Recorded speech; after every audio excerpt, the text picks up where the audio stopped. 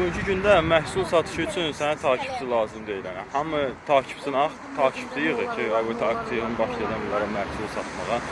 Yəni, TikTok, Instagram bəlkə də hadisə elə işləyə bilər, amma TikTok məsəl üçün elə işləmir. TikTok hər sizin çəkdiyiniz videonu öncə 200-300 nəfərə göstərir.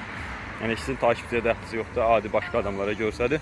Və əgər o 200-300 nəfər izləyirsə onu, o onlara maraqlıdırsa, orada izləmək saniyə söhbət vardır. Maraqlıdırsa, ucaya başlayır başqa adamlara göstərməyə. Əgər maraqlı deyilsə, ilk 3 saniyəyə qədər çıxırlarsa videodan, o zaman takipçi yığa bilməyəsiniz. Nə də məhsulunuz demək ki, maraqlı deyil.